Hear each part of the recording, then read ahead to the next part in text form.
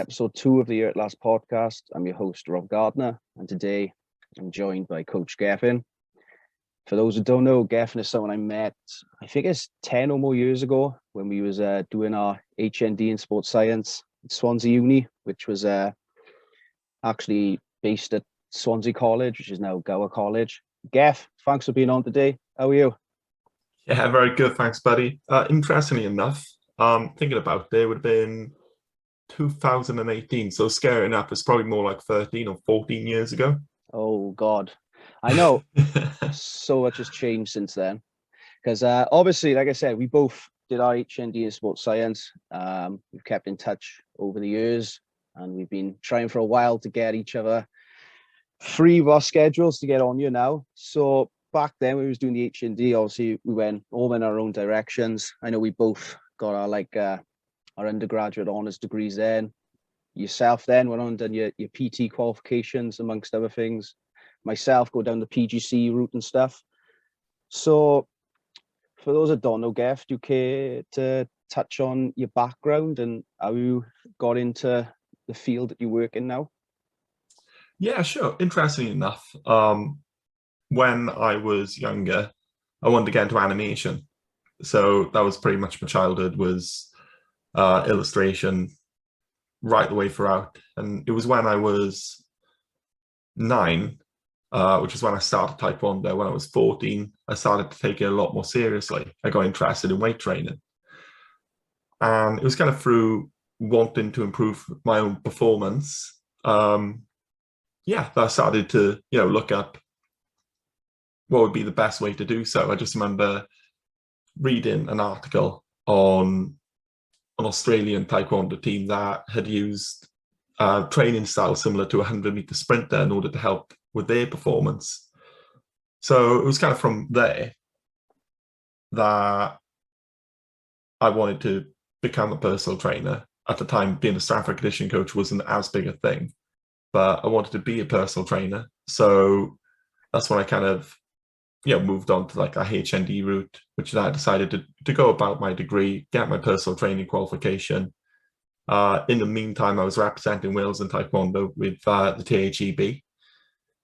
That competition career lasted about 8 years, and now I've been, this September, as of the 5th of September, I would have been personal training for 10 years as well. So it's just crazy how rapid everything has gone, really. Yeah, it is crazy how rapid things to go. And also just to mention, I've sort of undersold my guest Gethin in introduction. I forgot to add, as well as Coach Gethin here being a personal trainer, he's also a Taekwondo black belt and a podcast host. So we will get into all them things now. So I just thought I'd add that one in there because I don't want to restart the pod and get the intro going because we're on a good run, Geff. So touching on that, so it all started really with that article about that Taekwondo team doing 100-meter sprint methods, and from there you were sort of hooked and intrigued to delve deeper into the world of sport performance, was you? Yeah, pretty much. I mean, it wasn't like a major article. The organization I was with at the time, which was the Taekwondo Association of Great Britain, had its own magazine, and an old friend of mine was interviewed in this magazine because he had won a number of world championships and he had traveled out to Australia, and he was in this article where he was talking about his time with the Australian Taekwondo team. And it was really interesting. In the martial art world, a lot of people can still have very dated information, but he was there saying that compound lifts such as deadlifts and squats and even like Olympic style lifts could be beneficial for martial arts. Practicing your sprints could be beneficial for martial arts, yet we're still really struggling in the martial art world, not as much as we were, but we're still very much struggling in the martial art world to get out of our heads that we need to go on a 20-meter run. 20-meter? 20-minute run in 20 meters, not far. A 20-minute run in the morning. And then, it's the whole idea that lifting weights will make you bulky. And I always say to people, it's a lot like getting your driver's license. Just because you've got your driver's license, that doesn't mean you're going to end up driving a lorry. It doesn't mean you're going to be on a Formula One racing track. There's many ways in which you can utilize weight training. just as there's many different ways you can utilize, driving a car, basically. Yeah, definitely. Yeah, I was going to touch on this later, but seeing as you brought up martial arts and things being a bit outdated, so obviously with you being black belt in Taekwondo and you still a practitioner, still a coach, you still keep the tradition alive of the stuff that you've learned from that discipline. With Taekwondo, because it's a very explosive event, and through like the traditional syllabus, students of Taekwondo, whether they keep fitters that stay and do it their whole life, or ones that do go on compete internationally, they do seem to develop good jumping ability, because obviously you've got a lot of jumping high kicks, spinning kicks and stuff. So almost without trying, Taekwondo is sort of naturally sort of like a plyometric base form of exercise. But with you coming from the PT sports science world, do you find with your teachings, even though you stick to the traditional syllabus, that you start to incorporate more plyometric exercises and sort of in your warm-ups do sort of prehab movements and mobility movements, incorporate that as well as the traditional warm-ups and drills in your teachings? Yeah, you know what? It's actually quite interesting.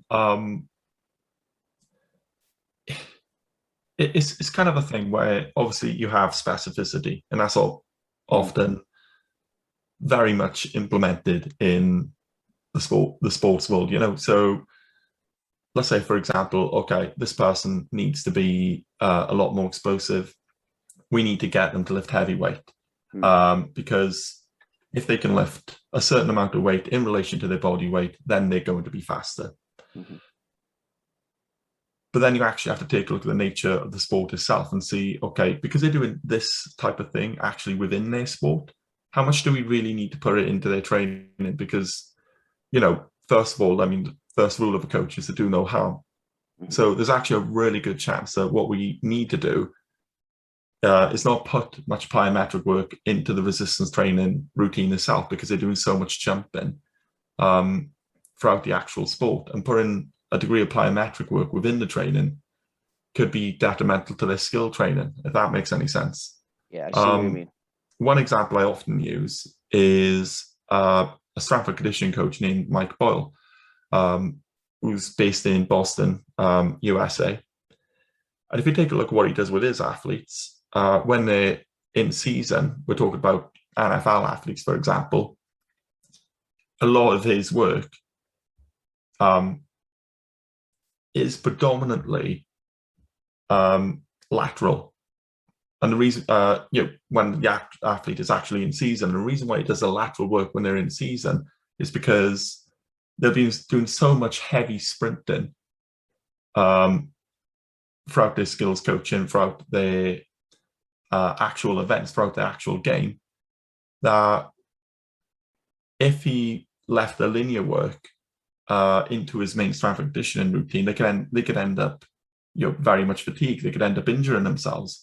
So when they're off season, that's when he starts working on their top end speed. So I think you need to try to find that balance as to how specific you go. Taekwondo is quite funny like that in particular, because I've seen a lot of people in Taekwondo. We're not looking at top end competitors, but we're looking at lower end competitors who are very much rounded at their shoulder. Yeah. I've actually met a number of Taekwondo competitors at an amateur level who have a very weak posterior chain, very weak hamstrings, quite weak glutes. Which is interesting considering obviously it's a very kick dominant sport. And therefore, a lot of the time when I'm actually programming for a Taekwondo competitor, I would put a lot more focus on the muscles that don't get a lot of work during participation, just to try and, let's just say, correct that kinetic chain, make sure that their posture improves, make sure that they have adequate mobility so they don't hurt themselves. Yeah. So obviously, like you just said, when you are doing a program for someone who do compete in Taekwondo or other styles of martial arts, but for when you are coaching in a big group and you put your Taekwondo coach hat on, Do you in your warm-up sometimes chuck in the odd like functional movement just to get certain muscle groups firing, or to get like some sort of movement patterns going and alignment ready before they go into the actual Taekwondo routines? Yeah. Doing the warm-up, it's pretty much a case. I mean, to be honest, I tend to base it on the people I got in front of me. So let's say, for example, I got a group of juniors, it becomes quite game orientated. Yeah. But when I got a group of adults in front of me, I don't really tend to implement much plyometrics, because usually the way a warm-up structure would go for me, it would be footwork, which is within Taekwondo anyway, and that's kind of like low bearing plyometric work anyway. So we may end up doing some toe walks, we may end up doing some ankle bounds, ankle skips, we may even end up doing some A skips. So I wouldn't say that we so much do traditional shock method, but we do a lot of kind of sprinter style drills at the beginning. It's a bit of ankle mobility and stuff like that to get stuff firing and stuff, is it? Yeah, pretty much. Looking at things like trying to fire the anterior tibialis, which is the muscle down the front of the shin, which people often neglect in their footwork at an amateur level, not at a professional level. Maybe sometimes I have a few sprints at the end, but it completely depends on the population I have in front of me. Let's say if I got a lot of older gentlemen who's training with me, maybe sprints is not the best way forward, or even if they could sprint, maybe they wouldn't want to. Kind of have to tailor it to the audience as well. So yeah, I do tend to do a light bit of thoracic spine mobility, hip mobility, but also trying to fire up the adductor muscles as well as the lower abdominal muscles, because that's very important in explosive hip flexion, which comes with Taekwondo as well. Yeah. So I don't so much do traditional plyometrics, but do kind of lower intensity, somewhat plyo work, such as, like I said, ankle skips, ankle bounds, A skips, just because I found it to be really beneficial in helping people prepare for Taekwondo. Yeah, definitely. Yeah, because at the end of the day, if you are incorporating them sort of things, you are going to get your participants having less risk of injury, and their nervous system is going to be firing, and then naturally they may find it, whether they discover or not, that some of their movement patterns are sort of flowing quicker and more efficiently because of the type of warm-up they've had. And maybe 2 or 3 reps in, they're starting to sort of nail the sequences of combinations instead of maybe 10 or 20 reps in, through the benefit of that warm-up. Yeah.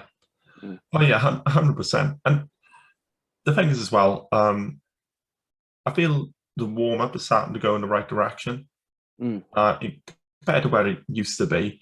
I mean, if you think about maybe even when you did rugby when you were younger, I know certainly when I did Taekwondo, it was a case of run around the hall for 5 minutes, maybe with some side steps and some high heels, whatever, and then do a big bunch of static stretching, which down-regulates the nervous system, and it's not good for explosive activity. Basically, it weakens your muscle contraction.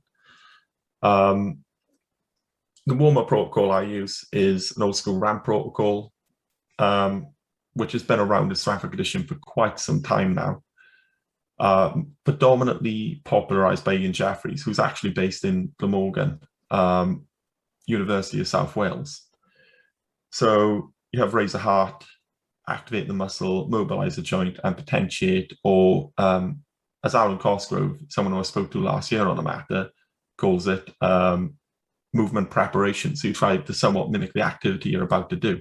I've always found that's the best way to think of a warm-up, and it doesn't necessarily need to be in that order. So, for example, if you take a look at one of my PT clients, I may have them go and start off with mobility just to try and loosen them up, so that when we do the part of the warm-up in which you're raising the heart rate, they're moving a lot more efficiently. Yeah. And then we move on to activation from there. But with all of that, maybe we'll do the potentiation part or the movement preparation part. So, for example, rather than having the person run, a squat could be the heart raiser, just a body weight squat, depending on the level of the person I got in front of me. That is pretty much the most efficient way that I can really describe a warm-up is to follow that ramp protocol. Yeah, just to delve slightly deeper into it, with static stretching, obviously there are benefits to static stretching. It's just there's a time and place for it. Like obviously everyone knows that yoga done regularly, done right, will have benefits. Same with Pilates more of like core stability stuff and that, and more emphasis on your posture. And what a lot of people get confused with is that flexibility and mobility are not the same thing. And mobility is something that there's I say crazy is the wrong word, but it's something that's built a lot of popularity over the few years, obviously through CrossFit and also through strength and conditioning coaches talking about mobility and pre-ab. But a lot of people think that because they're doing mobility work, that their posture and their flexibility will follow suit as well, when really they are three different things that you need to focus on. So if you're doing flexibility work, you're not necessarily improving your mobility. Say if you're doing some work for your posture, that doesn't necessarily mean that your mobility and flexibility is gonna get better. Posture, I made reference to that because obviously posture is essential for everything, but focusing back on flexibility and mobility, a lot of people do think that they're the same thing when they are two different things. Yeah. I mean, first of all, what we need to do is make sure there's definitions involved. Yes. So flexibility is obviously the range of motion around a joint. So let's say, for example, if you sit on the floor and you can touch your toe, that's the range of motion you have around that joint.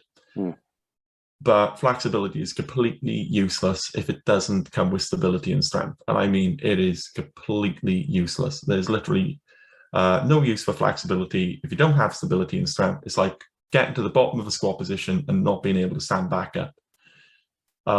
So mobility, and do you know what? I've actually heard a number of different definitions.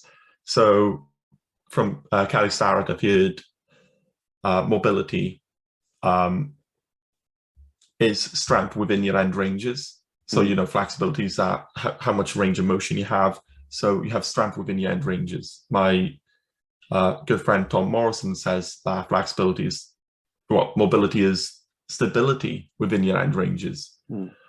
I would argue that it's a mixture of,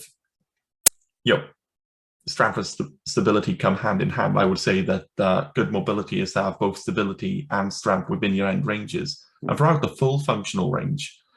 So, for example, if you take a look at a lot of people's hamstring strength, they're generally quite weak.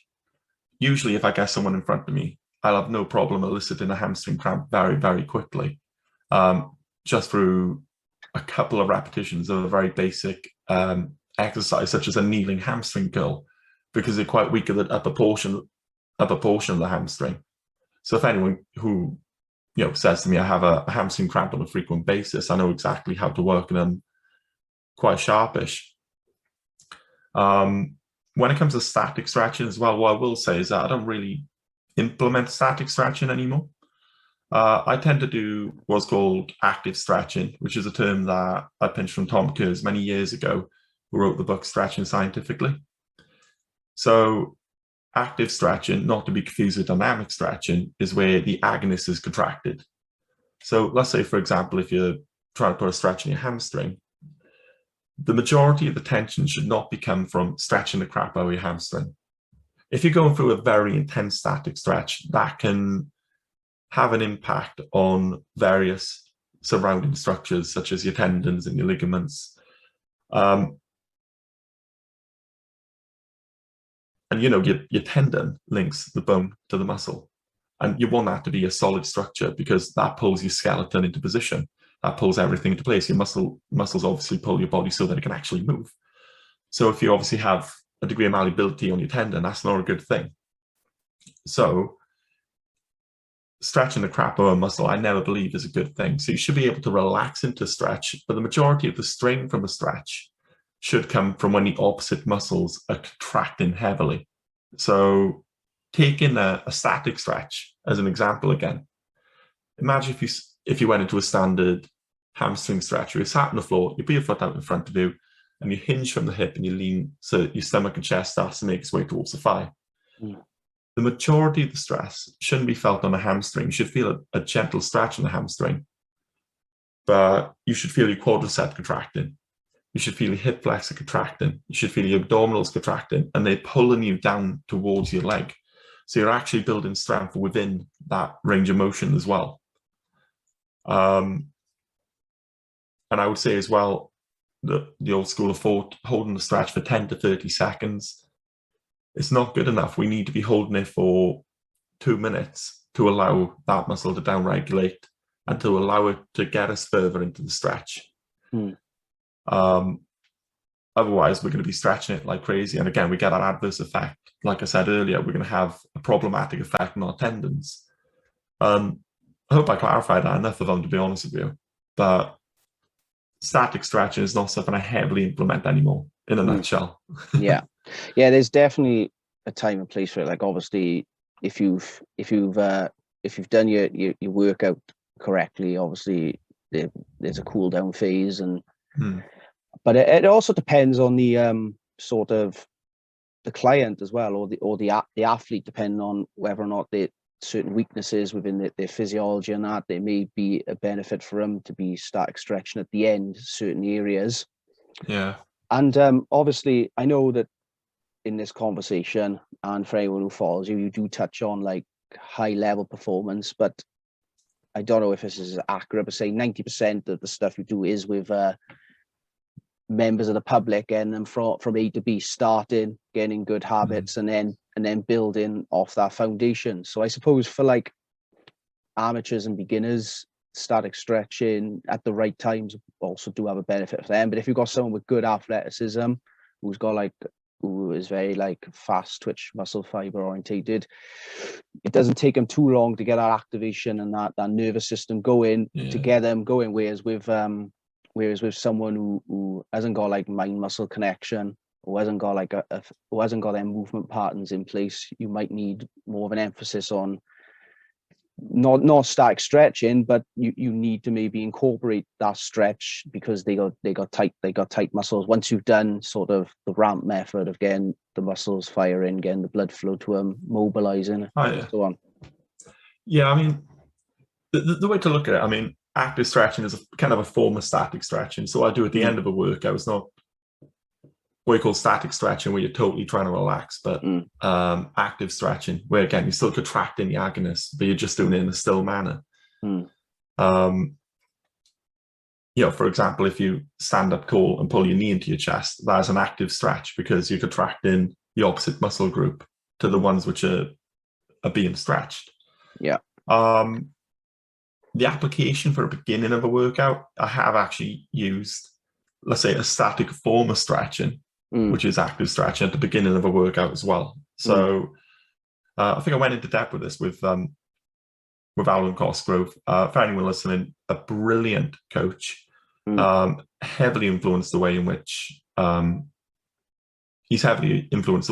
I actually go about coaching my weight loss clients, and as well as some of my athletic population. But we were talking about the use of kind of static stretching at the beginning of a workout. So when would you use static stretching at the beginning of a workout? And like I said, I predominantly go towards active stretching. I'm very specific in my terminology. At the beginning of a workout, it would be to deliberately downregulate. And I would say this is quite an advanced protocol, but I would use it at the beginning of a workout in order to downregulate the nervous system in a particular area. So let's say if somebody has what is called an anterior pelvic tilt, which is basically when your pelvis tilts forward and your bum is sticking out. That's obviously present because your glutes are not firing, there's weakness in your lower abdominals, and as well as that, you have shortness in your hip flexors. So, okay, obviously we want to fire up the abs, we want to fire up the glutes, but we also want to deal with the hip flexors. So I might do a knee and hip flexor stretch, otherwise known as a couch stretch, in order to downregulate the hip flexors, and that'll help people pull away from that anterior pelvic tilt. And that is pretty much the only scenario in which I'd use a static form of stretching at the beginning of the workout. It's for down regulation. Yeah, I was going to touch on the kneeling hip flexor stretch because, and also with the fact that you've got to incorporate the abdominals and the glutes, because you can do that kneeling stretch. And if you are like bracing, engaging the core, I know people are petty on which word to use for that, but essentially you activating activating is the universal word, activating your core, and you are activating, more layman's terms, squeezing the glutes. You are getting that stretch of the hip flexor, but more so at the end of the muscle as well, which is also beneficial as well, stretching the whole of the hip flexor, but at the very top end of that hip flexor muscle up by your hip. And so you are getting that stretch as well. So that is one static stretch where I know everyone got their different views, but I feel is beneficial for everyone across the board to use. Obviously there's a time and place to use it, but I do feel it's something that should be incorporated in both a warm-up and a cool down. I know some people hate to use them terms, but if we're going to keep it basic, we'll refer to them. It's as well. I mean, it completely depends on the person you have in front of you. I mean, that's the beautiful thing about personal training, is that it can be so individualized. It could be so individualized. So a lot of people I have in front of me don't really have as many issues with the hip flexor, but amateur level Taekwondo competitors, especially who I saw on TAGB, horrendous shortness of the hip flexors. And I think if that, just about every TAGB instructor decided to implement that stretch as a part of their warm up, and as you said as well, making sure you're squeezing the glutes. That's what makes it an active stretch, by the way, is you're squeezing the glutes. Yes. If they were able to implement that, they would highly benefit from it. What I will say as well is I wouldn't so much put it at the end of a warm up. The way I would go about it is to make sure that there's some sort of dynamic work afterwards. Just to make sure we get the blood flowing again and we regulate the nervous system in other areas before going on to the main meat, which is, obviously practicing Taekwondo, or it could be weight training, depending on what you're using the stretch for. So if you're going to have an element of or form of static stretching, such as active stretching, within your actual warm-up, it's 100% beneficial to then go about some low-bearing plyometric work, or maybe some sprints, maybe some core stability work, whatever you feel will benefit you. Wasn't the plan to elaborate more on mobility, flexibility, types of stretching, hip flex now? We've gone on it now, and like I said before we even started recording, we could stay on one subject or broad subject for hours, and I do want to cover other things. There is other things to maybe cover and ask on that, but obviously I want to move on, and maybe I don't know, maybe I can have you on again, and maybe we could do a podcast focusing maybe on certain areas of fitness and performance, such as warm-ups and hip mobility and that. Sure, but moving on now. So obviously, Geff, how did you come up with the sort of the concept and the brand of Coach Gethin now? Because obviously coachgethin.com, your website, great website, aesthetically pleasing website, and obviously your business model is going well for yourself. I mean, you've got a lot of like testimonials and stuff, and you've got like quite a large following. I think not that followers are everything. There's a time and place to emphasize followers, but in your realm, if you're on like 5K with Instagram and that, so it's quite a strong following. That so it shows that you're moving in the right direction. So yeah, tell us how you come up with the concept and brand of Coach Gethin. Well, the funny thing is, I've had a couple of times in which obviously tried to shape what my business looked like. So the first time I went self-employed, I think it was 2016. So I left my old gym, the Vale Resort, tried to go self-employed. And at the time, bear in mind, a lot of my career, I predominantly worked in corrective exercise and running coaching. Work with a lot of academy athletes. I work with a lot of martial artists as well, as you can imagine. So it's predominantly working with athletes. And And a lot of the time I was working with them on their speed. So left my old job. Okay, I predominantly focus on speed. So I started a website called isHND.com because I just felt I really had the potential to kind of speak to my niche, because I had a lot of parents bringing their kids to me when I was at the Vale Resort saying, yeah, my kid is a part of Cardiff City Academy, or Cardiff Blues, Nice Swansea Ospreys, Bristol Rovers, Newport Gwent Dragons. He's a part of this team, but he has had a knee injury. He's had physio, and now he's lost. He's completely slowed down, and we don't want him to lose his place in the team. Or they'd come by and say, my kid is actually quite slow compared to his teammates, and I'm afraid he's not going to make it to the next year group. So I thought isHND.com would be brilliant, a brilliant way to try and reach out to that sort of niche, that sort of clientele. And I started a blog, and it had a comment section on the blog. And it was literally just within a couple of months, I started to get some comments come through. Oh, cool, amazing. Let's have a look. Well, there was people trying to sell, let's just say, male enhancement supplements on my website. isHND.com, fantastic, goes hand in hand, right? So there's people trying to sell, put links to those type of things on my website. But brilliant. Sorry about that. Absolutely brilliant. So then, eventually, as I was going about my coaching, I just decided, well, I'm pretty much the brand. And when I was having a look at a lot of the marketing advice that was out there, especially for personal trainers, people are not looking for a company to connect with. They're looking for a person to connect with. Especially being there's a lot of, I've had a lot of clients who very much lack confidence. I felt that a coach is a much softer term than a trainer, than personal trainer. And that's pretty much how Coach Gethin came about. And it was quite a good one as well, because obviously there's not an awful lot of people in the world named Gethin, outside of Wales. So Coach Gethin was an easy Instagram handle. It was an easy Facebook handle. It was an easy website domain. And people could find me right away. Type in Coach Gethin, come up straight away on Google. Very easy.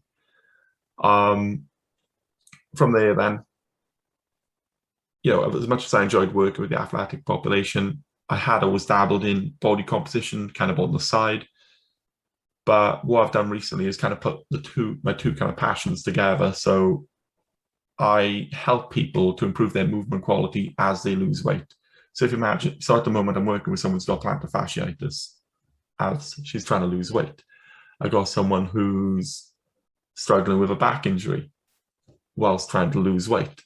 I got someone who, I got some people who are training to be in the services, and in order to get to where they want to go, they have to complete the 20-meter shuttle run, they have to complete the bleep test, and they want to be able to achieve that, again, whilst losing weight.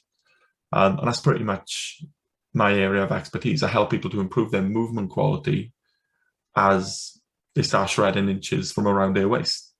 And that's pretty much how it all came about. Brilliant.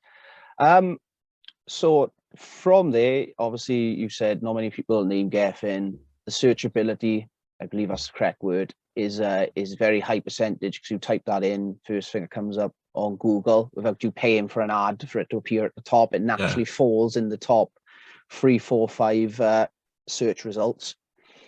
Obviously, from there, you've also acquired some international clients as well. So what does having international clients look like then, Gav? I mean, I think the real cool thing is that, somebody who you've never met gets in touch with you. You get into conversation with them, and next thing you know, you're training someone from across the world. That's only really happened within the last couple of years. And it does feel pretty amazing, to be fair. But to be honest with you, the areas that I'm still quite dominant in in marketing, they call them the big four. So you're looking at the UK, you're looking at the US, Canada, and Australia. So the big four kind of westernized areas. I'm still predominantly within those sorts of markets. So, compared to coaching someone here in the UK, it's not really that much different. It's not much different at all. Obviously, as you can imagine, trying to coach someone online is completely different to trying to coach someone in person. So, obviously, we've got to try to have a discussion now, like what are those key differences? Because I don't sit across from someone on Zoom and coach them through Zoom and sit in front of a screen all day. To be honest, it's a recipe for misery. That's looking at the screen all day like that is not necessarily going to be brilliant for my eyes. Or my posture, being sat down like that all day. I like to be moving. I like to be on the gym floor. So the way, the online coaching works at the moment, I call it CGFM, Coach Gethin's Fitness Mentorship. I don't like to call it online personal training. I think personal training and online coaching are completely different things. But basically, the way it works is I formulate a program which I send over, obviously to the person via email. On top of that, they always have my relentless feedback, so they drop an email over to me whenever they have any concerns. And when you take a look at personal training, especially here in the UK, what you often tend to find is you're with that trainer for 1 hour a week. And then you don't see them in the time in between. Well, with online coaching, you can just drop that email a trainer right away throughout the week. So long as you've chosen, a highly effective trainer, you're probably likely to find a trainer online that's better than one of your local trainers, or a trainer that's actually worked with, who's helped people achieve exactly what you want to achieve. It's a lot easier to find that online than it would be to try and find that locally. So basically, when you're taking a look at when you are taking a look at online coaching, for the most part, I've seen people get terrific results of online coaching because, first of all, they're probably a lot more self-motivated to be working with someone online in the first place. But on top of that, it's a relentless accountability they get right away throughout the week. They have someone always looking over their nutrition. They have someone always answering their messages. They have to check in on a weekly basis with their weight. They have to check in on a monthly basis with a progress photo. You can't escape an online trainer whilst you can escape your in-person personal trainer, if that makes any sense. But yeah, it's an incredibly rewarding experience. Yeah, I bet. And as well as the frequent dialogue through email, do you ever have like them send sort of like video stills or pictures or anything like that, or even a live video chat from time to time? I know you just said that it's not great to be on Zoom for your posture and also to be trying to perform movements, getting the camera angle right now. But do you also have that interactive dialogue where they do send you some video clips in, or they do send you 100%. certain photos? Yeah, I encourage it. Let's say, for example, somebody drops me an email, they say something along the lines of, "Hey, Gav, just like, really struggling with my squat technique at the moment. Bear in mind, I'm heavily focused on corrective exercise. I'm struggling with my squat technique. Maybe I feel this twinge on the outside of my knee. Could you give me a hand?" I say, "Will you do me a favor? Will you record a video from a side angle and a front angle just so I can do an analysis?" I tell them that I need a full body. I tell them that I need the clip to be at least 15 seconds long, ideally longer. When the video comes through, I then put it into Dartfish, which is kind of like a notational analysis software where I can measure their joint angles. I could take a look at their posture, and then I can record the feedback and send it to them accordingly.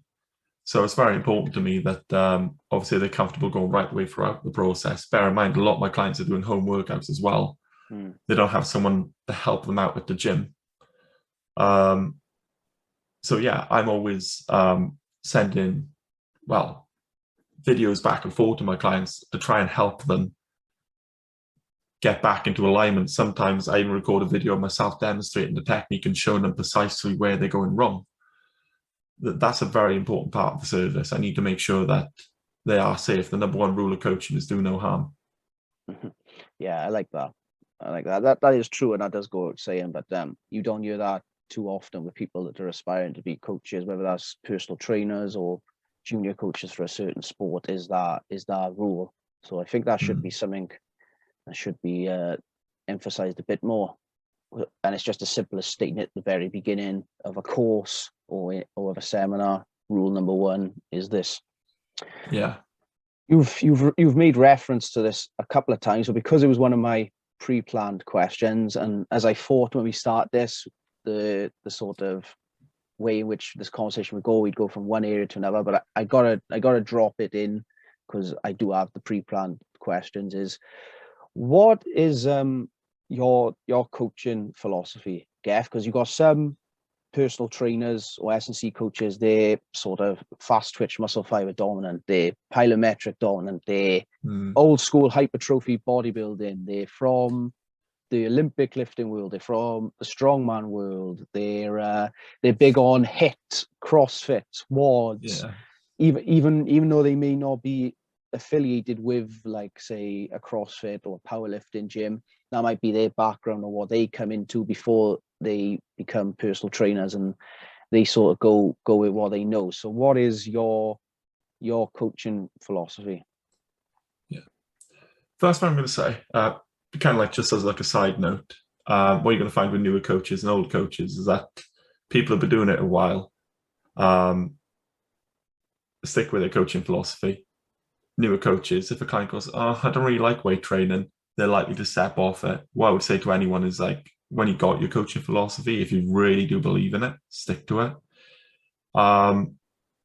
Strength is number one. As far as I'm concerned, strength is number one.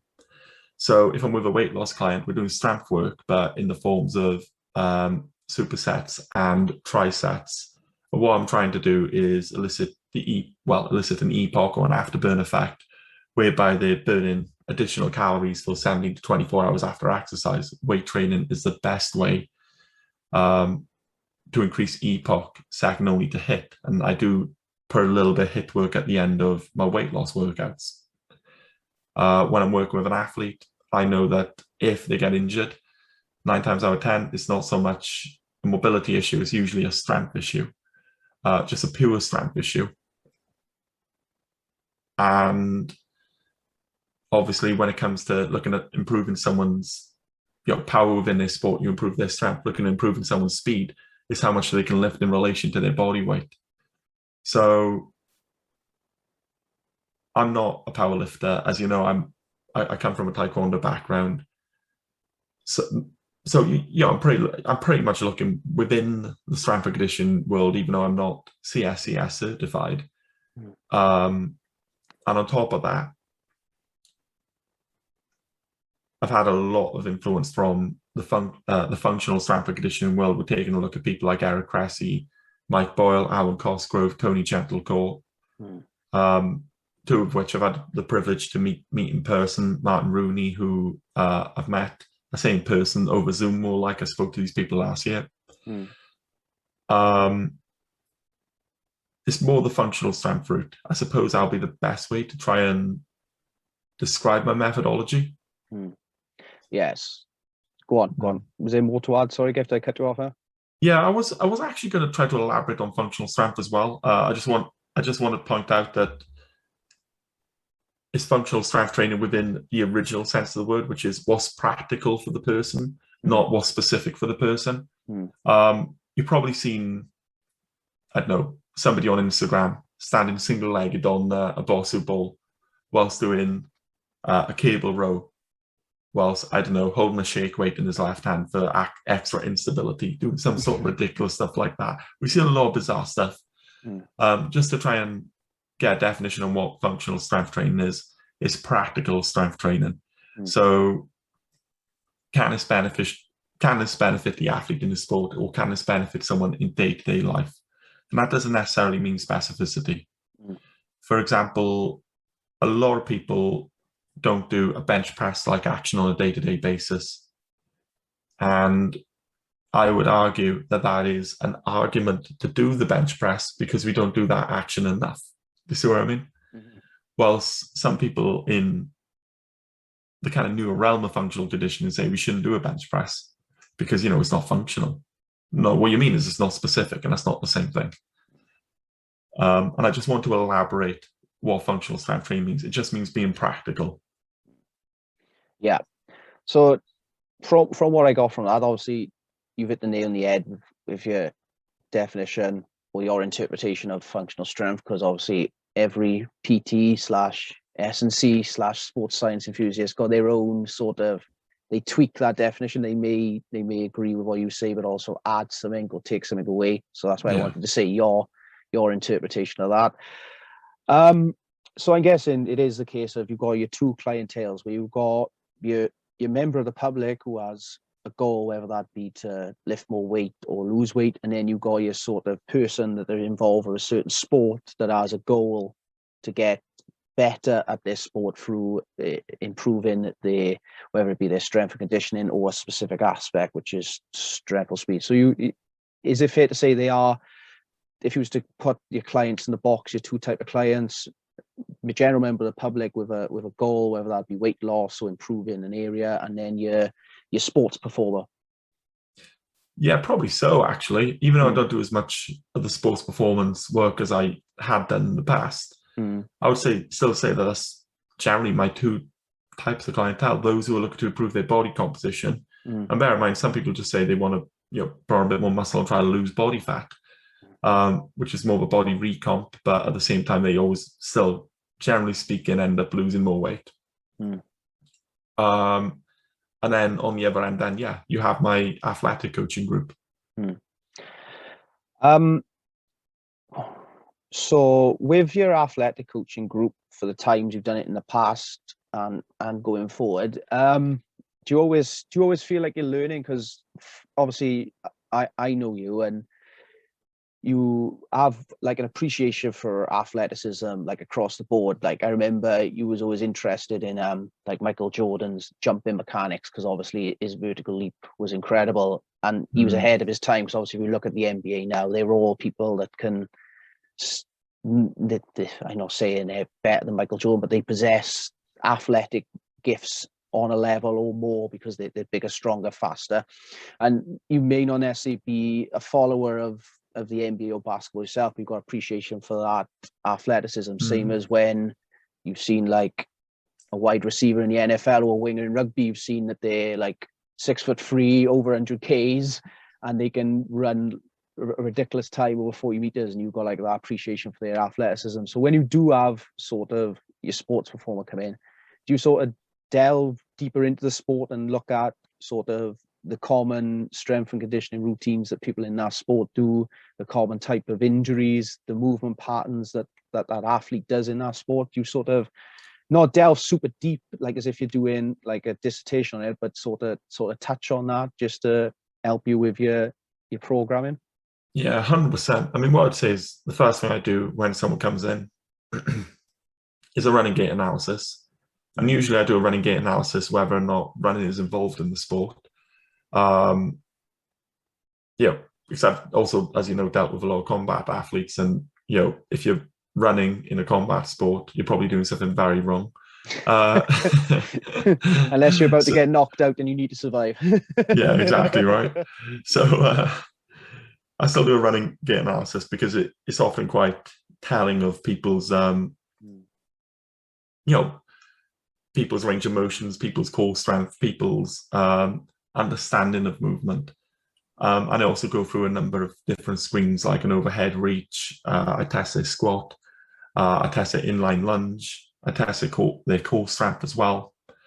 Their glute activation. So there's a variety of different screens that I would do. That's the first thing I'd always do when I have somebody come in, and it doesn't matter what the sport is. They are going about this athletic screen, because if I can't get them to function as a regular human being, how the hell am I going to get them to function as a top athlete? Now, when that's done, bear in mind, I'll be done in my consultation. I'll probably see that person a week later, and within that week, that'll give me the opportunity to go and research the sport if I need to. What I found, though, is that I work with tennis players, martial artists, football players, rugby players, and people who perform on the track. So I've never performed with a field athlete when it comes to athletics, but I have helped people improve their performance on the track. So bearing that in mind, I haven't actually dealt with that many sports. I mean, that's what I suppose being a specialist is you work with kind of like a finite group. So at the beginning of my career, I did find that I was dealing a lot with that, trying to help people adapt themselves to their specific sport. But as I was kind of coming to that era where I was doing a lot of athletic coaching, like I said, I just kind of dabble in it now. What I noticed is that I was doing less and less research. Still researching, still learning. I've always got 2 books a hand, one audio book, one actual book. But as far as researching the actual sport is concerned, there was less and less of a need for it as time went on. Interesting. I was speaking on the running gait. That is something that, of course, me and you both got introduced to when we were students. Yeah. I hate to say how many years ago it actually was, because you corrected me on that. I did say as a general timeline, not to be exact, but obviously you had to add the years in. It was obviously doing just to make us feel older. Yes, exactly. Thanks for that, Geff. So yeah, back in the days when we was young sports enthusiasts, we was learning sports science, doing isHND course. It was although it was a Swansea University course, it was based at Swansea College, which is now Gower College. Yeah, we learned the running gait, and it was a very good insight into what we was learning. And obviously that is something now that you're still carrying on today into your coaching now. So I did want to make reference to us on our time as university students on the isHND. So I think that was a perfect segue into that. So yeah, good times doing that course. I mean, the isHND, I do think it's a good course. Obviously, like every course, it's how it's delivered and taught. But I do think how the syllabus was laid out and the modules it covered in that, it was a good course. Obviously, it was delivered well as well. But for anyone that delivers it, regardless of their style of teaching, they got something good to go on and deliver. Yeah, I got a lot more from that than I did my degree. I'll be honest with you. I think the lecturers were phenomenal. The content was surprisingly intense. If I remember me and Rich Kelly had to give this presentation on the knee and knee injury, and we had to really put in some solid research into the knee, more research than I had to do when I was studying for my degree. Obviously, because we were a smaller group, we got a lot more time on the Douglas bags, a lot more time doing gait analysis and all the other different lab experiments. They then funded us to do our gym level 2, which of course then I went on to do my personal training qualification. And I would say that there was a lot of intensity in that course. It was a really blinking good course. I learned so quickly. But then when I went and did my degree, and I was like in full lecture theatres, sat down, bored out of my wit, because I don't learn as well in class as I do in practicality. Glad I got my degree. Don't get me wrong, but I found that isHND far more beneficial. Yeah, it is something good, because obviously people who are, like, for people that don't know, isHND is something you do after you've done your A levels or BTEC. You do after 2 years, and then depending on a university selection policy, you can either go on to your second year of your undergrad or your third year, which is the ideal scenario. So within 3 years, you get the same end goal and gain 2 separate qualifications in theory. And where someone might start on that BA or BSc Honours undergrad, they're going through that lecture process for the 3 years, whereas we had that benefit of, even though it wasn't deliberately in a college setting, but it was also more beneficial that he was in that college setting, and you had these units and modules that broke things down, and it gave you sort of a wider scope before you knew what you wanted to do going into that third year to get your undergraduate, whether you wanted to go down the sports science route or sports coaching, sports psychology, rehabilitation. So it gave you that wide scope before you knew what road you want to go down. And our two lecturers. There was more lecturers, but the two main lecturers were Roy Jenkins and was it Ryan Jarvis, I believe? Oh, right. Yeah, Ryan Jarvis. Yeah. Was Absolute brain box. You can ask him about most things. And, yeah, you know, we used to say he was like Google, didn't we? Yeah. But yeah. he knew his stuff with sport and with science as a whole. Because I think in the second year he went on to do more predominantly science. But yeah, two good people who delivered that course well. Obviously there was other lecturers too, but they was the ones that we was 80 to 90% with at the time. Yeah, good times, good days, wasn't it? Oh yeah, massively. And it's a bit like anything, because obviously we weren't young kids, but well, as we've just clarified, we were a lot younger back then because of how many years ago it was, and you're learning that sort of stuff. And like now, if I was to be learning it, obviously, you know, it's the typical hindsight thing.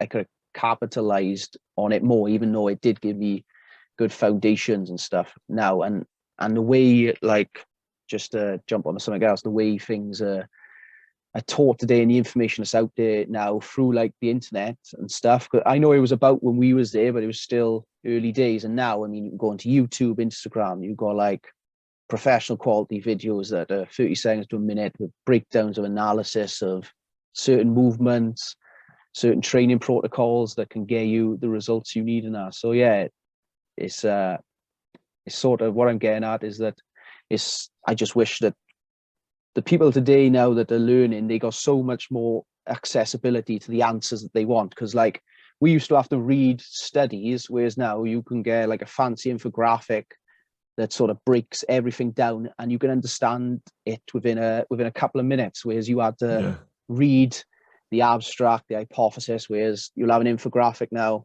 By you will be like the hypothesis. Here will be all the graphs showing whatever it is focused on. If it was focused on something with weight training, use all the outputs that the athletes produced and that, and you'd have it not handed to you on a plate, but easier for you to take it in and understand. Yeah. Well, bizarrely, I'll be honest. I still read research to this day, because I think it's because like anyone can put together those graphics. Anyone can put together a YouTube video. What do you need to be a fitness influencer? Well, not fitness influencer. Yeah. What do you need to be regarded as a fitness professional? Well, you need an Instagram account. Do you need a qualification? Not really. It should be the case that you need a qualification. And I would say that anyone hiring a trainer, interview them, find out what they have. Yeah, that is a good point, not to cut you off, is that it's gotta be coming from a legitimate place, but there are like official like sort of platforms that do publish it in that sort of high definition 3D infographic form that do help for people's learning across the board. Yeah, there's there's a subscription site called examine.com, and you kind of like select what the kind of thing you're interested in, and I can't remember if it's on a weekly or monthly basis, but anyway, they would deliver breakdowns of research article talking about, they let know what were the number of participants, what kind of study was it, for example, a double-blind control trial, which in many cases is a terrific scenario, because it's kind of gives you a little bit more legitimacy. And it lets you know the result. Like examine.com is a really good reference if you're not a research person. Like me, I'm a bit of a geek for it. I'm always on PubMed. If you're not a research person, but you want a breakdown of the research and you want to make sure that what you're putting out there is accurate, examine.com is a really good website. Yeah, it is, definitely. Sort of getting back on track. I mean, obviously the beauty of a podcast, they do say, is to let things flow, but sort of my aim today was to be more about yourself. But obviously we're both enthusiastic about this field, and like I said before we record, you can go on many topics and be talking for a long time, because it's a never-ending sort of book, the sports science, sport performance world.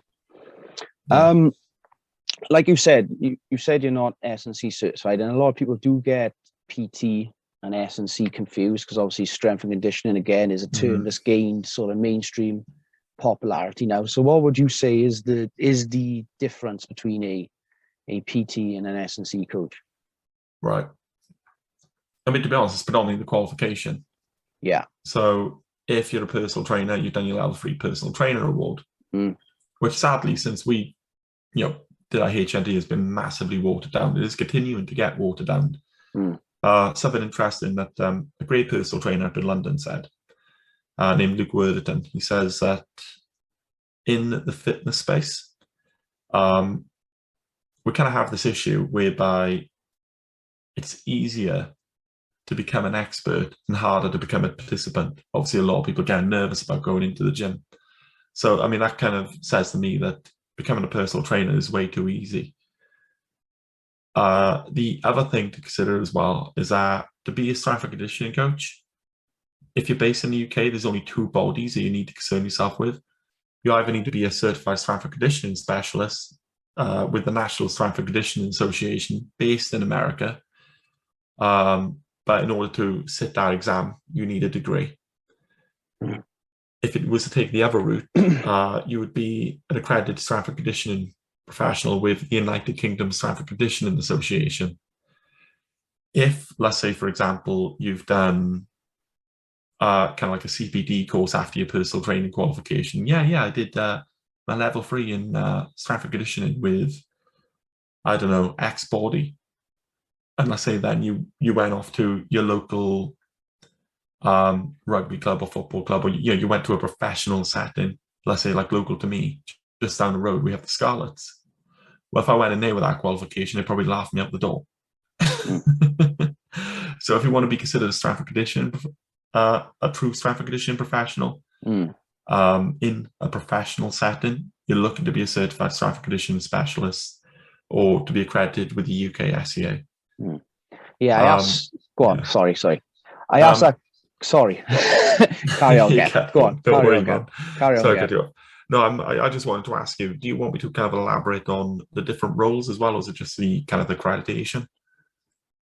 If you don't mind, just a quick summary of the different roles, because obviously I know that it's not literally like a 3-point job spec. There's more depth into both, but if you could just briefly elaborate on both, that'd be great. Cool. Well, a personal trainer will generally speaking work with the general population. As you know, I work with the athletic population as well. So that's where, I prefer to call myself a coach over anything, because it's very difficult to really pinpoint what I do sometimes, because, sometimes it does look a little bit like S&C, but most of the time it looks a lot more like biomechanics. But then from there, if you take a look at what a personal trainer does, somebody comes up to that personal trainer and entrusts them with their health in a holistic way. But when you have a look at a strength and conditioning professional, they are hired by an organization, and they are obviously responsible for the athletes' welfare to a minor extent, but also for their strength work and for their metabolic conditioning, for their mobility practice. But in a part of a larger organization whereby they need to communicate with the nutritionist or the dietitian, they need to communicate with the skills coaches. Obviously the head coach, you're taking a look at the skills coaches, they're very likely in many settings to take priority over the strength and conditioning coach. So let's say, for example, if the skills coach puts somebody through, let's just take Taekwondo, my sport, for example. Let's say if the skills coach puts the athletes through a very intense kicking session and the athlete has, very raw quadriceps, like they're feeling really sore the next day. Well, the strength and conditioning coach will all of a sudden need to think, okay, I need to change my plan off the cuff, just like that. And that's what the 2 different roles tend to look like.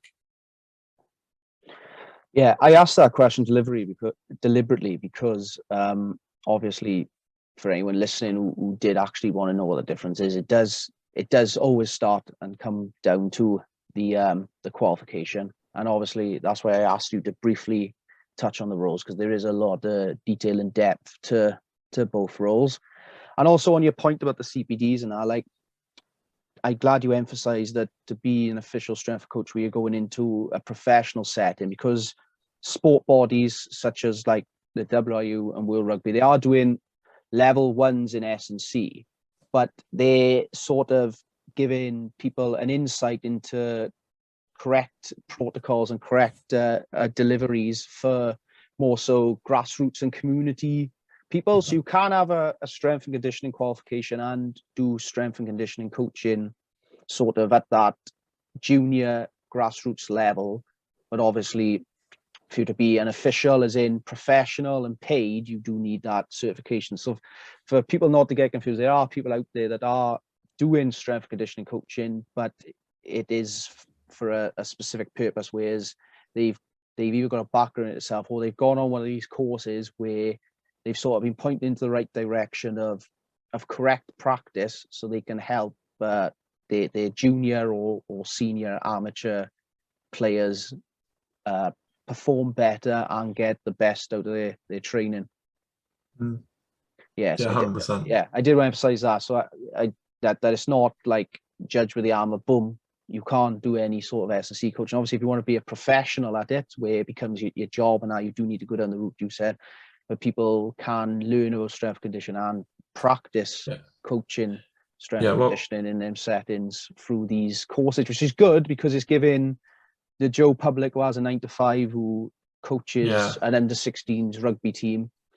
They've had professional strength conditioning coaches deliver this course to them, so then they go ahead and they're doing correct practices, showing them the correct exercises to perform, the correct warm-ups, which overall makes the overall everyone better, really. Yeah, absolutely. I mean, what we'll say though, definitely, do those grass level courses if you're taking an interest. But as soon as you do take interest, definitely consider. I mean, if you don't have a degree, go with the UK SEA. If you have a degree, like you may go with the CS, go do your CSES certification. But what I will say is that if you really are taking it seriously, go for one of those qualifications. Even if you've done the grass route, don't stop there. Do go for one of those qualifications if you want to take it. If you really want to take it on, and if you really want to, build something from it, or if you really just want to develop, even if it's just a part-time thing. I did the plyometric speed and agility course with the UK SEA. I didn't do the Olympic weightlifting one because it didn't benefit my clientele.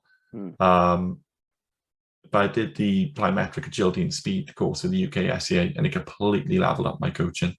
Bear in mind, I do biomechanics coaching, not strength and conditioning, so to speak. And that's what I do with athletes. And it changes things. Yeah, I bet. So obviously we've talked about you as a coach now. We've touched a bit on your martial arts. So I do want to touch on that a bit more now. Obviously, as you said, you're one of the ones who do like to evolve with the times while still keeping things sort of traditional and that. And obviously, because we've kept in contact with us, I've seen that you obviously, Carl Betty has been coaching with Mason Jones, helping him with certain kicking techniques and stuff, and that, incorporating some Taekwondo strikes into his striking. And I've seen you go to Portable Boxing Club and even train with him and that. So have you done a sort of the old school terminology now? Because obviously CrossFit is trademarked. Do you find yourself dabbling in some cross training, whereas you're not sort of going purely Taekwondo training, but you're incorporating like a little bit of yourself now? Not even your teaching, it's kind of a bit of like Western boxing, a bit of Muay Thai, a bit of MMA. Have you found yourself dabbling in a bit of cross training yourself, Geth? I did boxing to help myself out with, I think it was the 2016 Taekwondo International World Championship. I think I did about 2 years of boxing coaching then.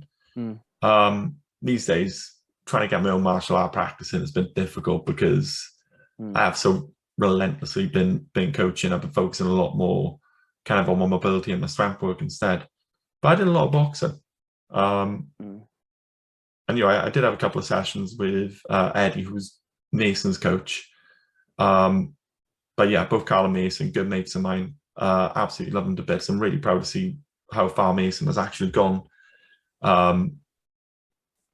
With his mixed martial art career, now making his way over to the UFC. But yeah, Carl got me to boxing. Carl got me to have some sessions with Eddie, but I also had another coach named Jason, who was based in Barry for a long time, and I did a lot of one-to-one boxing coaching, probably for the best part of 2 years. And what I would say to anyone in martial art, and it tends to be a stigma in martial art. Oh no, our martial art style's the best. There's still that kind of old school stigma, and I say to anyone involved in martial art, if you feel another style could potentially fit you, just go and give it a go. Don't let your ego lead you astray. Yeah. So yeah, I've done a bit of training in some other styles. I did a couple of kickboxing open competitions as well, and they all really helped. What was the biggest shock for you when you was doing the boxing to not with your stance and not lifting your leg up and keeping your hands up for longer? Because obviously, as you like, there is a lot of hands down in Taekwondo. What was the biggest shock for you? Was it not lifting your leg up? Was it keeping your hands up? I think it's kind of like needs big clarification. It's two different styles of Taekwondo. Like you got rugby league, rugby union. Yeah. So what I do is the original kind of form, which we do actually punch in Taekwondo. And we're allowed to punch to the face. We're allowed to punch even to the back of the head in the semi-contact style Taekwondo. Whilst with the Olympic style, my mate Andrew Deere is now heavily involved in the Olympic style. He's out in Tokyo at the moment with the Para GB team. They do keep their hands down to the side because they got the backhand to protect their kidney, they got their front hand to protect the body, and they duck their head out the way when somebody goes to perform a head kick. What I feel is like if you take someone who hasn't been doing a combat sport very long and then put them into another style, they don't adapt very well with boxing. I felt I adapted quite easily. I felt weird not being as light-footed at first. You're still light-footed, but the one thing that Eddie really helped me out with is he really taught me how to hold my ground. Really taught me how to hold my ground, which did benefit me in competition. Because I was always used to being the one. Somebody throws a technique, move to the side and counter, move around the area, and I was always myself because I was one of the smaller heavyweights. I was very light for a heavyweight, but I was at that awkward weight where it was difficult to get down to the next division.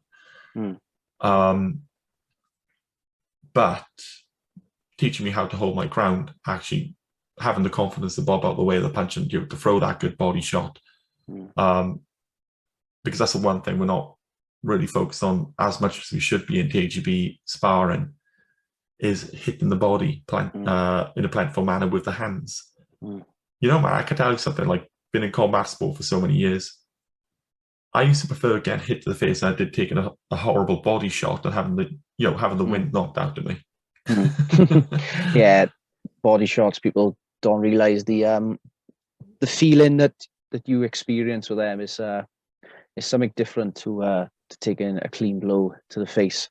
And touching on like with ego and not like crossing styles, now that's why I sort of like the direction things are moving now. Like I know MMA is becoming a mainstream sport, and I know sort of one of the foundations of MMA is Brazilian Jiu-Jitsu and the great Gracie, Mr. Gracie.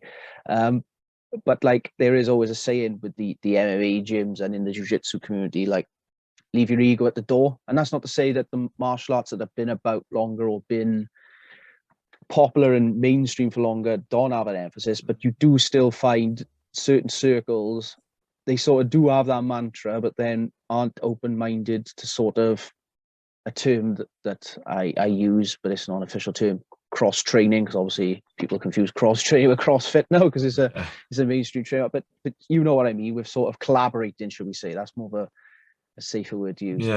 Yeah. Which is a shame, because I do realize that there is specificity. Like you said, there's the differentiation between the two styles of Taekwondo that you're in, but there is a benefit to sometimes just mixing it up and keeping you more alert to be aware of different attacking options. So like, go on. No, I mean, think about it. I mean, what you need to do is like the way to look at how do you find another martial art if you're involved in one, you want to improve your performance in one. Mm. It's like, okay, where's the hole? Where's the weakness?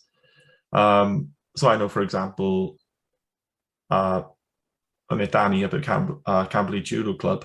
I started with Brazilian Jiu-Jitsu instructor, so he could learn how to fight on his back. Mm. But incidentally, then prior to that, that same Brazilian Jiu-Jitsu instructor went to Danny. So in Brazilian Jiu-Jitsu, you're allowed to fight on your back, but in judo, if you land on your back, that's a knockout. Mm. So this Brazilian Jiu-Jitsu that fighter was actually going to Danny and learning how not to be thrown on his back. Yeah. So, you know, where's the weakness in your martial art? Yeah. There's weakness in all styles or in modes of teaching as well. So, for example, you know, you take a look at Taekwondo, you always kick above the waist. There's no leg kicks. So you can learn like a very similar kick in Muay Thai. But you get used to taking a strike on a leg and defending against a leg kick. And that's the way people should try to navigate that. Yeah, definitely.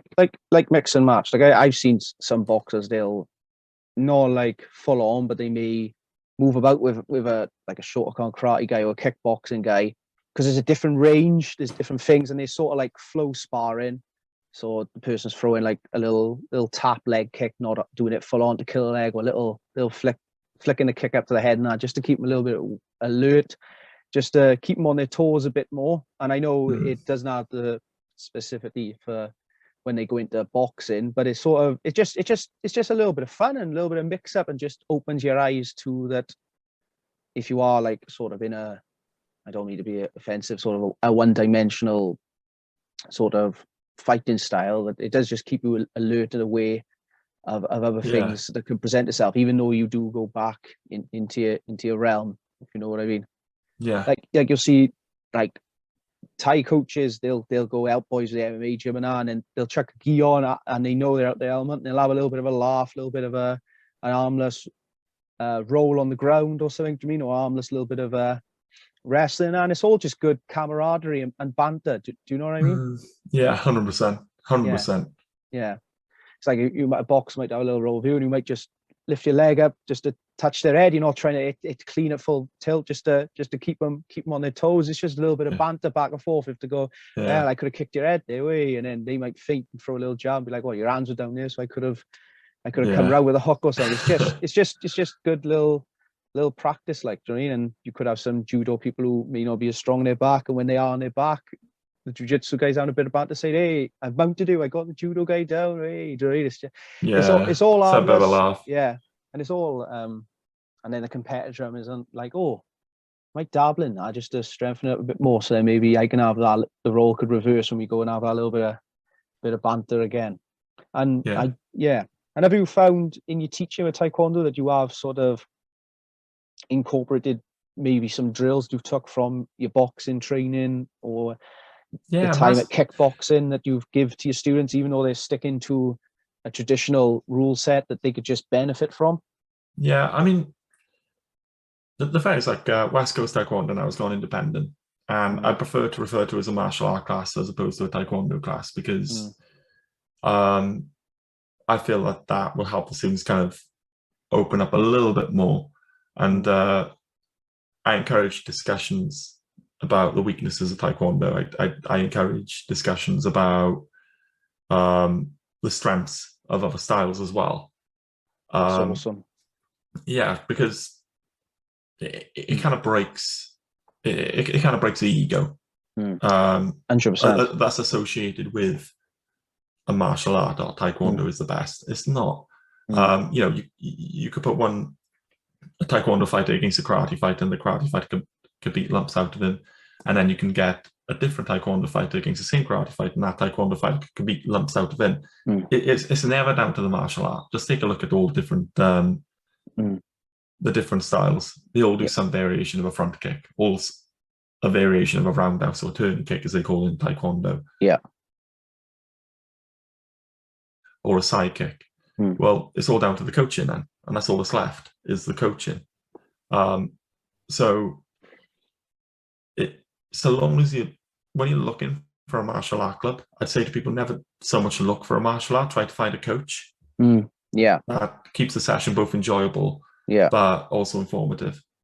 Yeah. And like touching on like Taekwondo, I'm glad you said that like you're open to discussions of the strengths and weaknesses, because like there's so I remember I watched a video and I forget the guy who was talking about it, but like with the traditional martial arts, you got the one benefit that you do get is sort of just teaches you humility, as well as the things that are emphasized today, like it's good for your well-being and there's physical benefits because it's a form of exercise. But essentially, like you said, there is strengths and weaknesses because it's a so many year old syllabus and tradition. And like, and it's good now that the people who still keep the tradition of these martial arts alive and teach to that syllabus, that they do emphasize sort of having them open, honest conversations about the weaknesses in martial art and incorporating stuff from other styles to try and make their students or their fighters slightly more all-round fighters, you know, without them being sort of a mixed martial arts, if that makes sense. Yeah, it does. It makes perfect sense. That's the one thing I think a martial arts instructor always needs to hold on to. You're always looking for the benefit of the student. You're not looking for the benefit of yourself or the benefit of the actual style. Some people say that that's disloyal, but you know, at the end of the day, if somebody comes to you looking to learn how to defend themselves and you haven't actually taught them how to defend themselves, that in itself is you cutting out your loyalty to your student. Yeah. So yeah, that's my kind of view on that. Yeah, and I did say like sort of martial arts originates from the beginning days of Gracie, but if you look at the story of Bruce Lee, I mean, at the end of the day, he was someone who trained in one style, and he wanted to go around the world learning about other styles, putting his skill set up against everyone. And here today, we have mixed martial arts day, and like I said, mixed martial arts is becoming sort of a martial art and a discipline within itself over the years. Before, it was trying to learn the best from this discipline, which it still is now, but because there's sort of almost now, because they're learning, it's becoming a martial art in itself now, because from day one they're learning.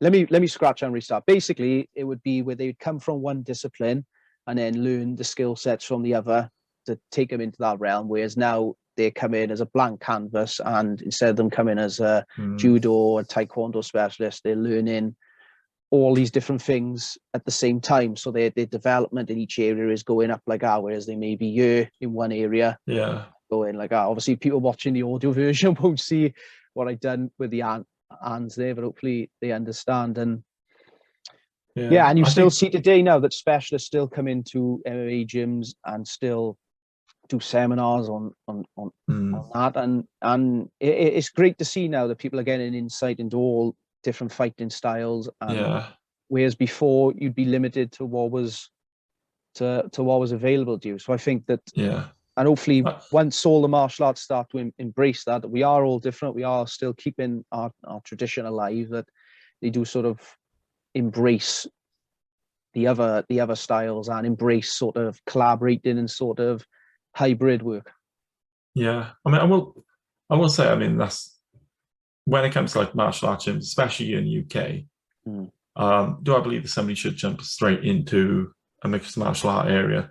What I've seen in the best mixed martial artists I've met is that they tend to start with a good foundation.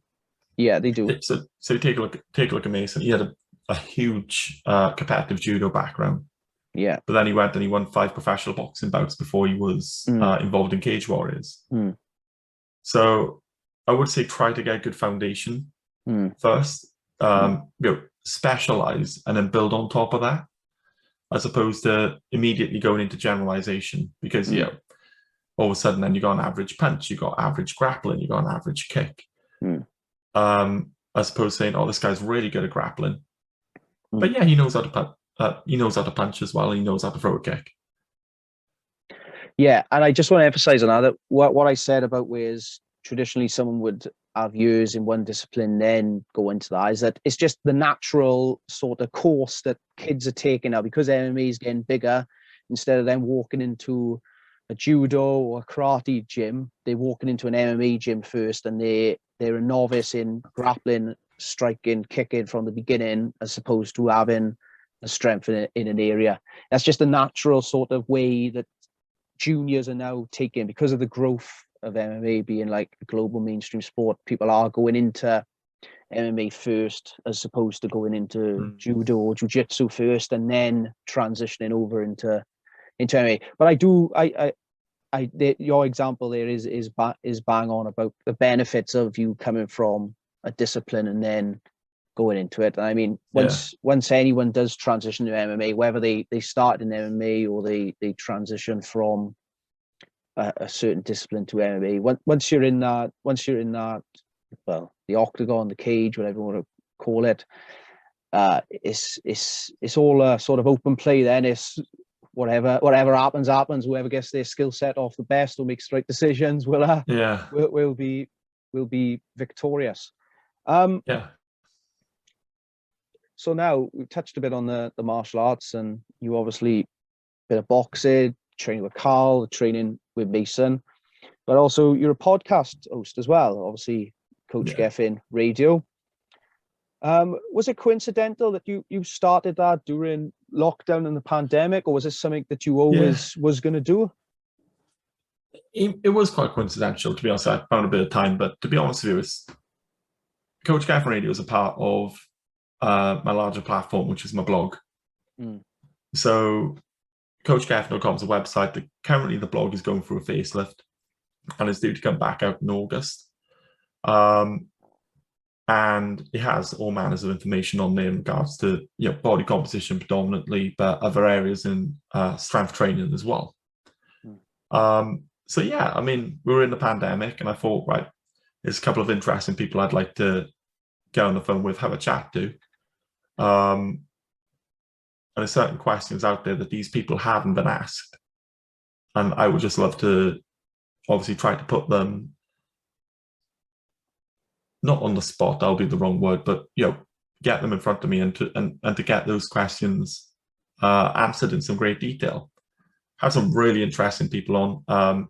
Mason, I just got in touch with him right away. He went, yeah, sure, cool. And he was my first podcast guest. My mate Carwin, he is performance analysis for England Rugby. Yeah, I really enjoyed that episode. I checked it out during the pandemic, and then funny enough, I come across him again through the RFU, which is the Rugby Football Union, the national body for England, where they was doing a fly on the wall documentary of not just the team but also the different aspects, and him and his other Welsh colleague, and all the roles with analysis and that. And I would have found that enjoyable coming across at first, but listening to the podcast for him, it was a brilliant podcast, and I will put a link in the bio to it, because it is something worth checking out, whether you're into sports analysis, sport performance, even stuff touching on coaching and teaching and engagement and question. There was something for everyone in that episode. Not to cut you off, but I did want to emphasize that was a brilliant episode. No, I will say he's he's a terrific guy, Carwin. Immense discipline on him. I met him at the Vale Resort, so he came in to get a staff membership for the gym, but just one of those people. He was super friendly, so we just got talking, found out he was a personal trainer, and asked him to pass his CV so I could give it on to management. Then he was working in the bar in the Vale. Whilst what was he doing? He was working in the bar of the Vale. He was working in the gym as a PT, and he was actually doing 3 different internships at the same time. And I think that's just a real good insight as to what it can actually take to get highly involved in professional sport. Bear in mind, I think it was 2 of those internships he wasn't even getting paid for. And then on top of that, obviously you do need to have the talent and the skill, and to be relentlessly building your knowledge. But he's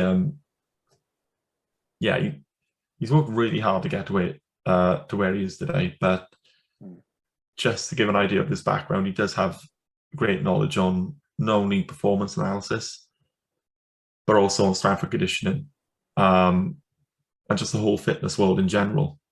Yeah, he also has good knowledge on sort of leadership, group dynamics and dynamics of a team, how to, and also learning as well. You could also touch a bit on teaching and learning, because he does have an emphasis on sort of the resources he produces, the questions that he poses, the way in which he presents information to different people, because everyone learns differently.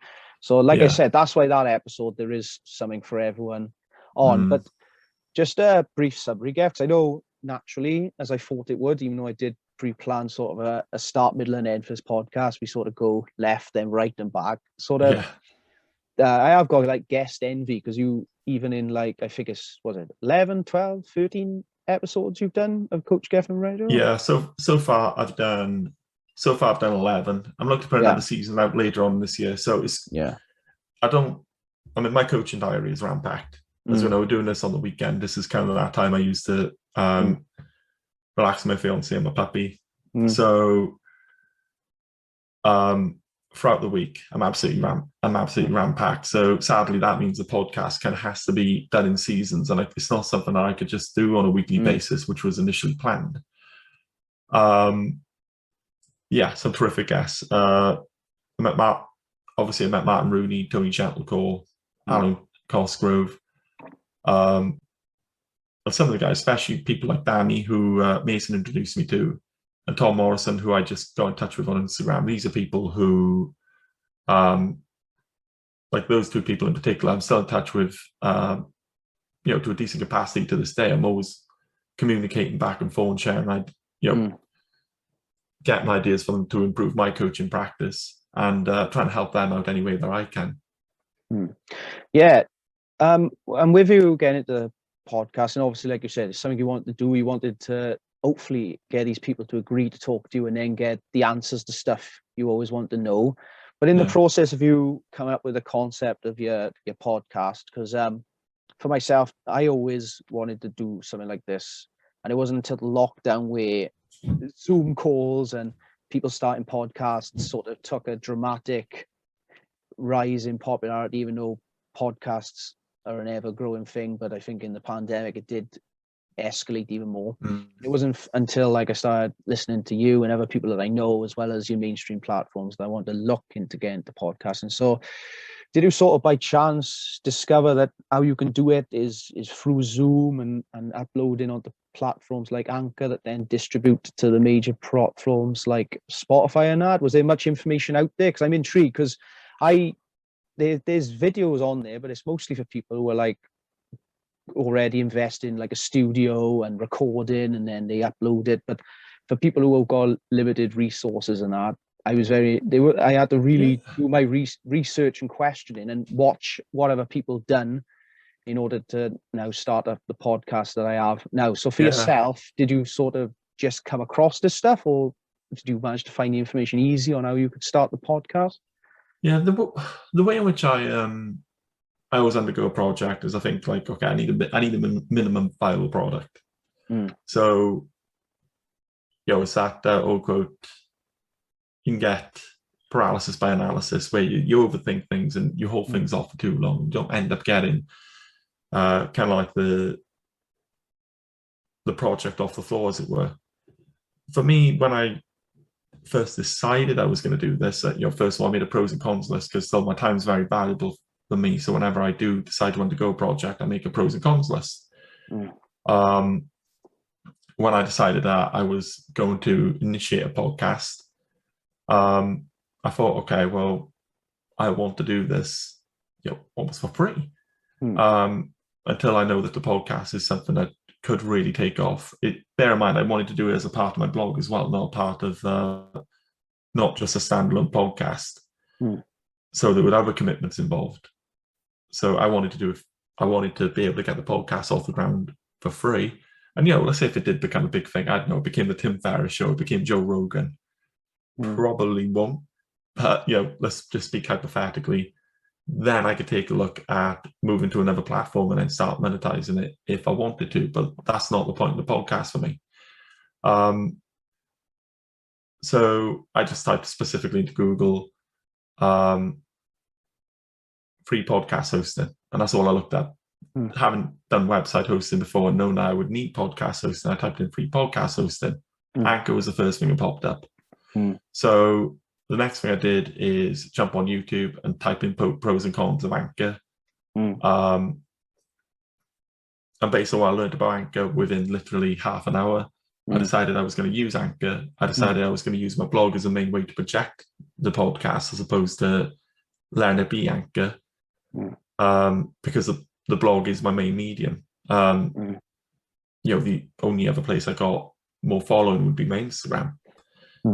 And that's pretty much how it all started. Just very, very simply. I started off with a microphone I already had, because for my online coaching clients, I record PowerPoint presentations, and I had a Blue Snowball, but then I decided to eventually upgrade to a Blue Yeti, just both for my online clients and for recording interviews. And I've had a couple of interviews in the last few years, so when things like this come about as well, I got the microphone at the ready.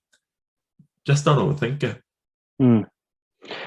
Yeah, and for myself, like, I went into watching people and then having discussions with people I knew that I saw went in the right direction, and I overthought it a bit, and it did delay me getting the ball rolling. And it's mad that in the pandemic, where you have more time on your hands, I then decided to start a podcast as things are going back to normal and opening up. And then when my life, myself personally, gets ultra busy. So yeah.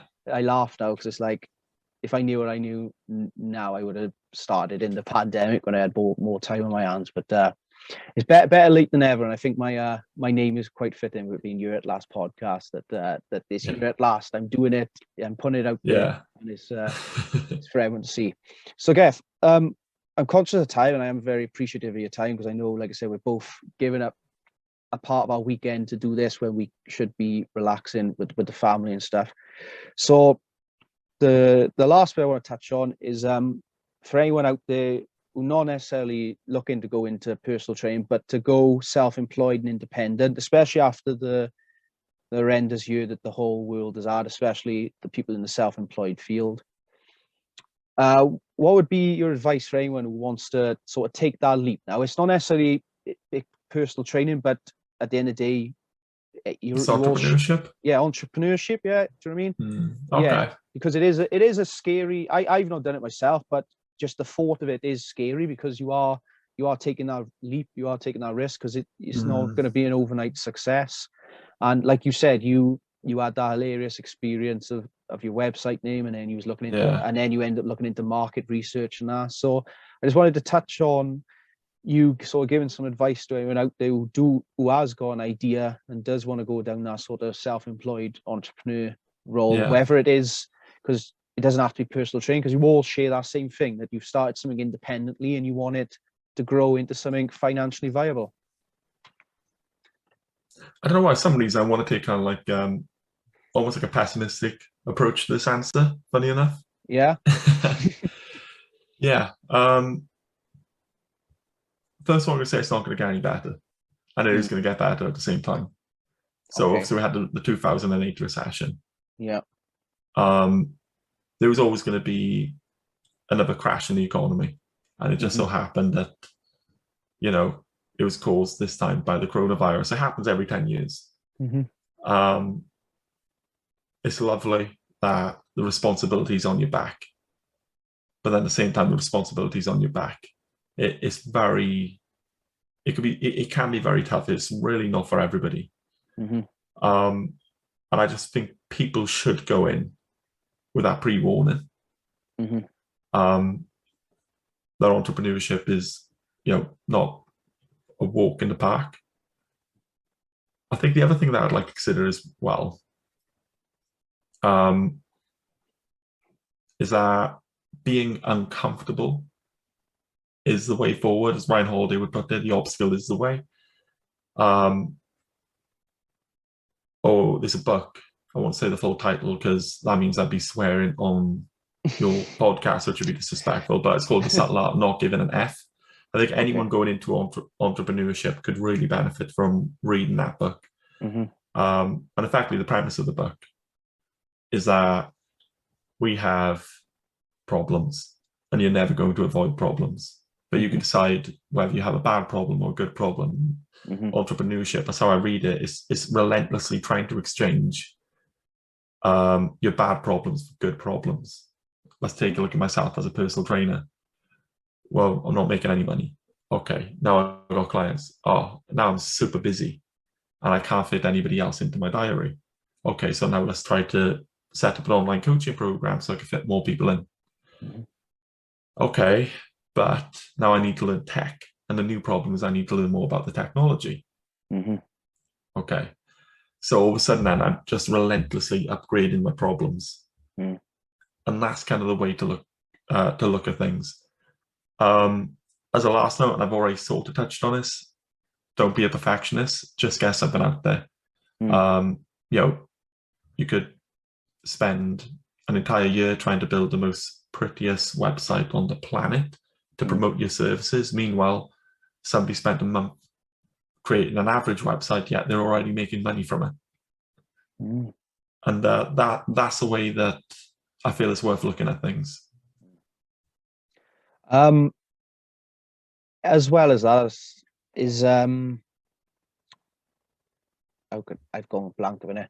So what sort of people do you recommend if someone said to you, oh, I'm looking to go down this entrepreneurial route, whatever it is, with regards to market research now, what sort of direction would you point them? Would you recommend any sort of places for them to check out or anything like that? Yeah, I mean, as far as learning about marketing, I think, I'm not the biggest believer in industry-based marketing services. For example, at the moment, there's a lot of people advertising themselves as fitness business professionals.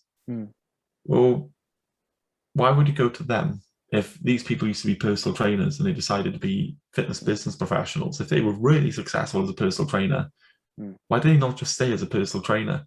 And maybe that's just a degree of skepticism I shouldn't really be holding, but I always like to go straight to marketing. So I've used digitalmarketer.com a lot. Really good website. neilpatel.com. And a little known one based in Pontypool is a guy called Lawrence Gunther. If you follow him on Instagram, I've done a couple of his courses and a couple of his challenges, and he is just absolutely superb. They have been more expensive courses that I've jumped on prior to going on Lawrence's courses. I've learned a lot more in Lawrence as far as how to write, how to write online content that helps people engage with you more, how to actually price things correctly, how to actually, go about recording videos. Yeah, Lawrence Gunther is a way forward in those sorts of areas as well. I'll be sure to check out, and that's good for us listening. And if they do come across it, it does help them get a bit more insight before they do or make that decision, then we've done our job. But yeah, the one thing you said, don't be a perfectionist, put that out there. I'm sort of having that go in my head now as we're recording this episode, because I was like, I had an A, B, C, and D for this episode, and we've sort of gone left, right. But that's podcasting. It'll always go like that. Yeah, that's podcasting for you. So, Geth, where can people find you then? I know we've mentioned it, but just to end now, where can people find you if they want to get in contact with you, and where you're based and so on? I know you've got international clients, but you do have a base, a physical base. So let the people know through internet and where they can find you personally as well. Yeah, sure. I mean, the best thing to learn about my in-person coaching business, and the best thing, and as well as on my online, will be through coachgethin.com. Soon enough, the blog will be back up and running. It's just going through construction at the moment. The other thing as well is just to check me out at Coach Gethin on Instagram is my main platform. I am on Facebook as well, so if you want to drop me a message in there, you're more than welcome to, but most of the stuff I post is on Instagram. Okay, brilliant. All right, Gethin, thanks for your time. Obviously, so many more questions I had planned to ask you, and that because, as I said, the field of sport and performance is so broad. But love to get you on again in the future, and maybe we'll say, right, if we're going to record this episode, we'll focus on one area for like half hour to an hour, and and try and cover that. But great to have you on, and yeah, I'll speak to you soon. And again, for anyone that want to listen to more podcasts, you can find me on all socials at Here at Last Pod. Don't forget the hashtag Here at Last Pod. If you want to leave a review or comment on any of the platforms, feel free to do so. And to find out more about my guest, check out coachgethin.com or at Coach Gethin on Instagram and Facebook. Geff, thank you, and I'll see you soon. Hey, thank you very much. Catch up soon. Bye. Ciao.